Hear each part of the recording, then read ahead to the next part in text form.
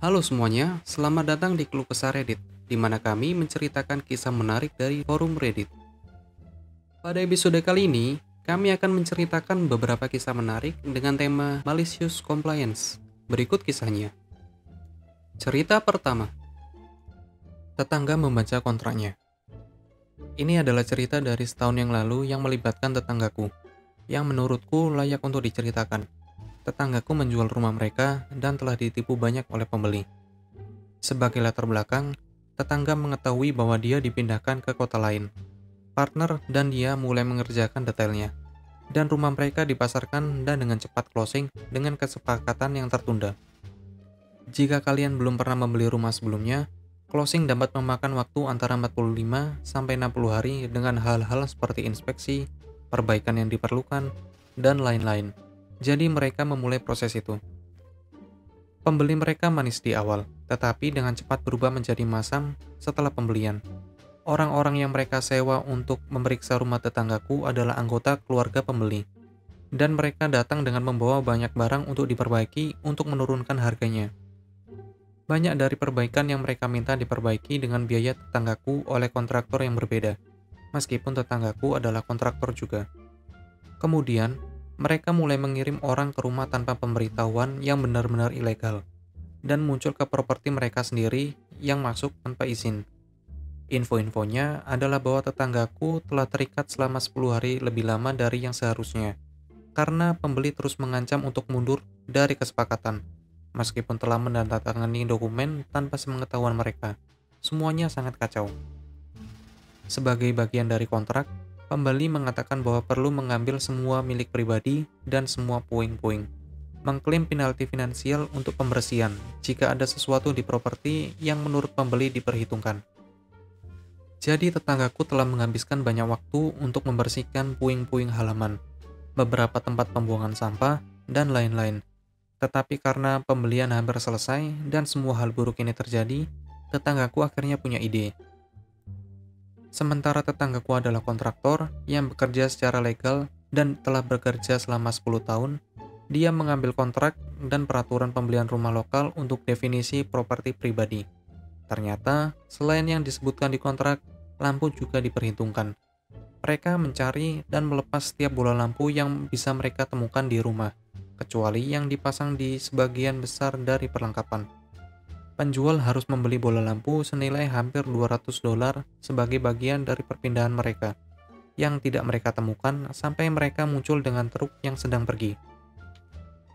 Cerita kedua, kamu ingin aku mendorong palet sepenuhnya? Oke. Latar belakang. Ini terjadi hari ini di toko swalayan yang cukup besar tempat aku bekerja. Aku bekerja di area produksi, dan ketika kami selesai mengumpulkan kardus, kami membawanya ke penghancur kardus, dan kemudian ketika itu penuh, harus diikat dan diletakkan di palet untuk dikirim kembali ke salah satu truk kami. Kami menyebutnya bale atau bungkusan kardus yang diikat, untuk referensi di cerita nanti. Ketika aku pergi ke sana untuk menghancurkan kardus-kardus itu, mesin itu penuh, sehingga aku harus mengosongkannya. Aku dan beberapa rekan kerja lainnya selesai mengikat bale dan aku mengambil jek palet bertenaga listrik, karena lebih mudah digunakan untuk yang seberat bale, dan mengambil bale untuk meletakkannya di truk. Sekarang, karena ini akhir pekan sebelum Thanksgiving, toko sangat sibuk, dan karena itu masih ada beberapa palet belanjaan di truk, sebagian besar berada di sisi kanan, tetapi masih ada satu palet di kiri, sisi tempat aku meletakkan bale. Salah satu orang yang membantu aku mengikat bale, kami memanggilnya Tim, mengatakan untuk meletakkannya di depan palet di sebelah kiri, dan dia akan menanganinya nanti. Aku katakan oke, dan kutaruh di sana. Sekarang, pria lain, kami akan memanggilnya Derek, mendatangi aku setelah aku meletakkan bale ini di truk, dan mengatakan bahwa aku tidak dapat meletakkannya di sana, karena itu menghalangi satu palet barang dan bahwa aku perlu mengambil bale itu lagi, memindahkan palet belanjaan, lalu memasukkan kembali bale. Aku mengatakan kepadanya bahwa tim mengatakan untuk melakukannya seperti itu, dan pada dasarnya, Derek mengatakan bahwa dia tidak peduli, dan aku perlu melaksanakan instruksinya. Sedikit mengganggu, tapi ya terserahlah. Aku mulai mengatur ulang palet sesuai keinginannya. Saat menggunakan power jack, dia bertanya apakah aku telah disertifikasi untuk mengoperasikan power jack. Kalian harus memiliki sertifikasi untuk diizinkan menggunakannya. Dan aku berkata dengan sikap agresif yang sangat pasif, ya, terima kasih. Sekarang, aku memindahkan barang-barang dan aku meletakkan kembali bel di truk di sebelah kiri. Aku mencoba untuk turun ke bawah, tetapi aku tidak bisa. Beberapa produk di atas palet di sebelah kanan sedikit miring, yang biasanya tidak menjadi masalah dengan sendirinya. Tapi ada palet di dinding kiri trailer sehingga hampir tidak ada cukup ruang untuk kembali. Jika aku mencoba untuk memaksanya, maka palet akan jatuh dan akan lebih menjengkelkan untuk ditangani. Dan aku tahu ini. Aku berpikir, ya itu hanya seperti dua ruang palet. Seharusnya baik-baik saja sekarang. Tetapi tampaknya Derek tidak berpikir seperti itu. Derek, kau akan meninggalkannya begitu saja? Aku, ya. Derek, jangan dibiarkan begitu saja. Dorong sampai ke belakang. Aku, kamu ingin aku mendorongnya lagi? Derek dengan agresif, ya, dorong kembali. Aku, ya, ya. Aku mengangkat bel ke atas dan tanpa memperdulikan apa yang akan terjadi. Aku mendorongnya sepanjang jalan dengan power jack. Palet di dinding dirobohkan dan didorong ke belakang, sehingga mereka tidak bisa menariknya lagi jika diperlukan. Derek mendatangi aku dan berkata, sekarang lihat apa yang tidak aku inginkan terjadi. Aku menatapnya dan berkata, aku baru saja melakukan apa yang kamu minta. Kamu ingin aku mendorongnya? Ya, aku mendorongnya. Dia tampak marah dan mengatakan sesuatu yang tidak aku dengarkan karena aku baru saja pergi untuk menghancurkan kardus. Saat aku menyelesaikan kardus itu dan aku melihatnya mengeluarkan bel dan menumpuk palet di atasnya, Derek menatapku dan berkata, apakah akan sesulit itu? Aku berkata kembali kepadanya, kamu menyuruhku untuk memasukkannya, bukan mengeluarkannya, dan menumpuk palet di atasnya.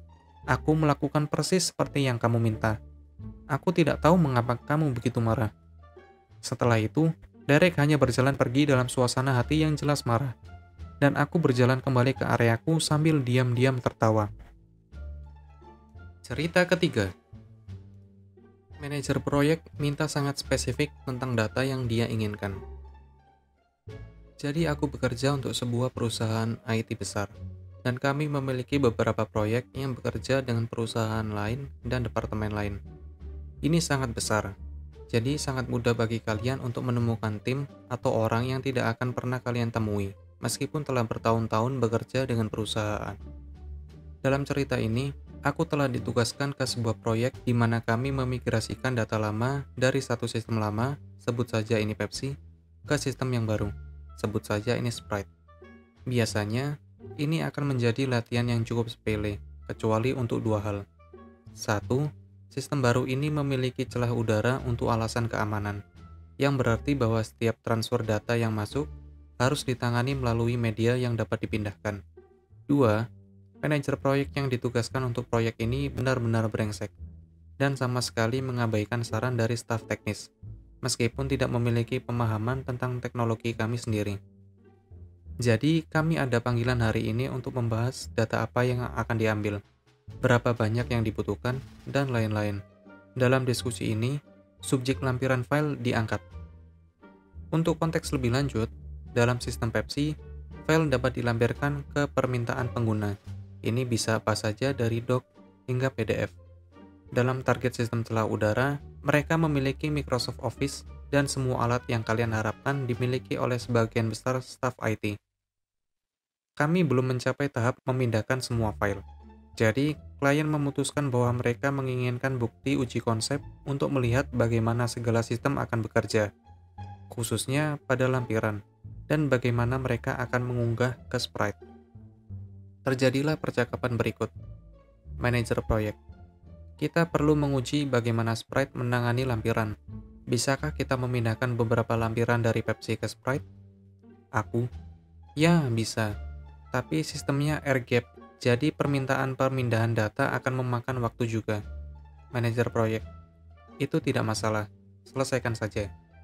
Aku mengerti, tetapi biasanya diperlukan waktu 3-4 hari untuk mengatur transfer ini, karena seseorang harus berkendara ke lokasi untuk melakukan transfer. Aku tahu bahwa waktu dan billing sangat penting di sini. Bapak, saya sarankan untuk lebih baik membuat lampiran dummy di dalam Sprite dan mengujinya dengan cara itu. Semua infrastruktur tersedia untuk itu. Dan juga aku akan mengatakan, manajer proyek, dengar, berhentilah mencoba membuat keputusan ketika aku sudah membuatnya. Buat pengaturan untuk mewujudkannya. Aku, oke, bisakah Bapak mengirimkan notulen dengan menyertakan perintah Bapak?